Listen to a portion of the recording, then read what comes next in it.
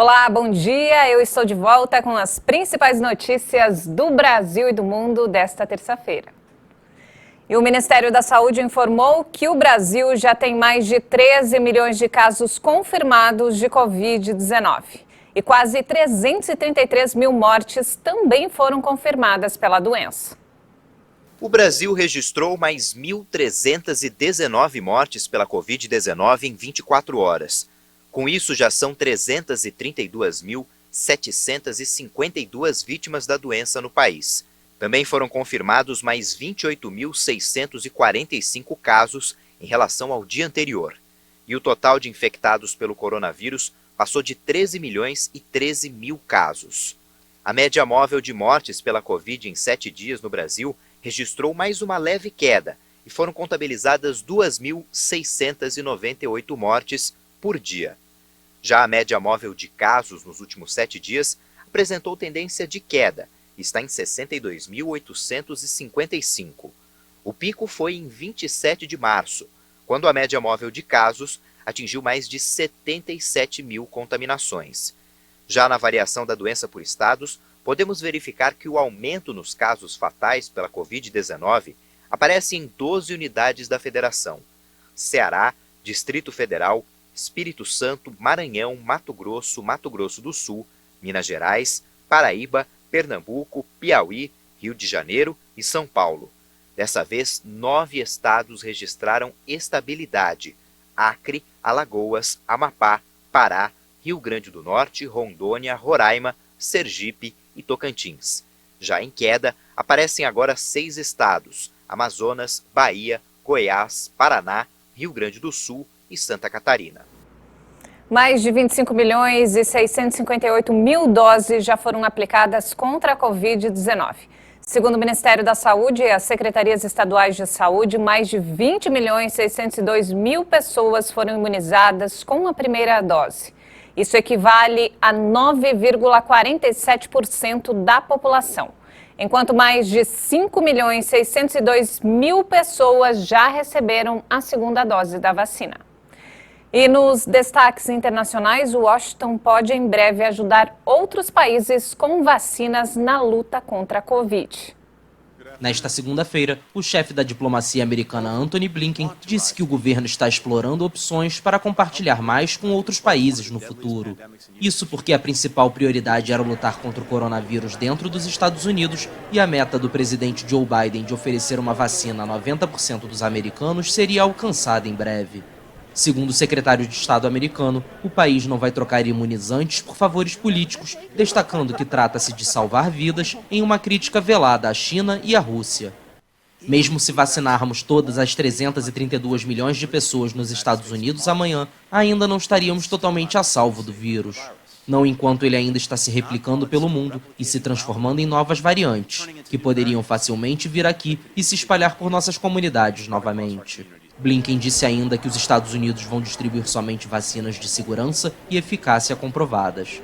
As declarações foram feitas durante a apresentação da nova coordenadora para a resposta global à Covid e segurança sanitária, Gayle Smith.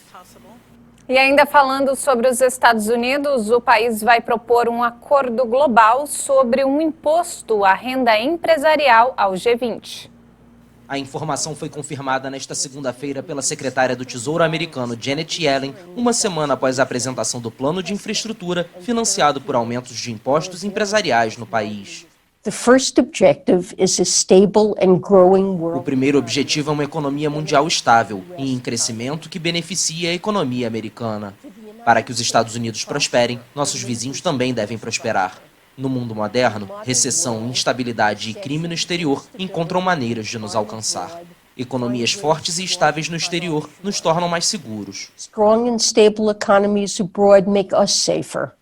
Yellen defendeu um esforço internacional para terminar com uma corrida para levar esta taxação a um mínimo em busca de competitividade.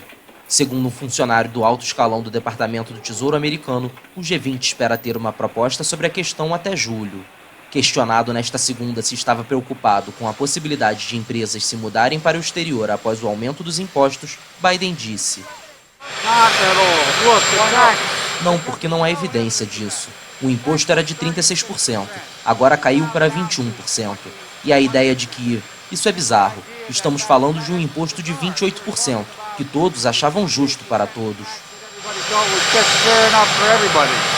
O plano de investimento em infraestrutura proposto por Joe Biden é de quase 2 trilhões de dólares, com o objetivo declarado de criar milhões de empregos, enfrentar a China no cenário econômico mundial e lutar contra as mudanças climáticas. E mudando de assunto, você sabia que a má alimentação pode causar obesidade em animais de estimação? E isso também pode prejudicar a saúde deles. Acompanhe na reportagem. O que antes era um problema basicamente de humanos, acabou se tornando também de cães e gatos. Eu estou falando da obesidade, fruto da má alimentação herdada dos donos. O resultado disso é mais da metade da população animal acima do peso. Os próprios tutores em si, eles veem o animal gordinho como um animal saudável. Mesmo que o animal esteja no peso ideal dele, que não é nem tão gordinho, nem magro, eles pensam que o animal está muito magro e daí acabam dando mais alimento para esse animal e isso faz com que eles ganhem peso. A partir do momento que eles ganham peso, o tutor se sente melhor por ver o animal mais gordinho. Além disso, os tutores hoje também, eles mimam mais os seus pets. Então, eles dão mais petisco. O petisco também não é uma coisa para ser dado em grande quantidade, faz com que o animal aumente o peso, mistura muitas vezes alguma carne, alguma coisa, uma gordura na ração para influenciar o animal a comer mais. E isso também ajuda bastante no sobrepeso. Essa médica veterinária explica que a castração influencia no ganho de peso dos pets. Depois da castração, os animais tendem a ficar mais quietinhos, eles não ficam tão ativos. E reduzindo a atividade física desse animal, acaba que ajuda a aumentar o peso também. A pandemia também contribuiu para o aumento da obesidade animal. Os tutores ficaram mais em casa, até aqueles que tinham o costume de levar os cãezinhos no parque para passear, acabaram ficando mais em casa, então reduziu um pouco a atividade física desses animais.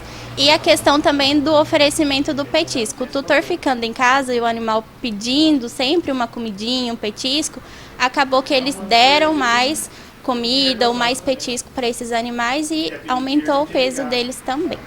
A profissional alerta para os malefícios causados pelo excesso de gordura no animal de estimação. Tem vários malefícios. Os principais são a diabetes, que é uma comorbidade que pode surgir com o sobrepeso. Tem a doença cardíaca, que também é bem comum em animais obesos.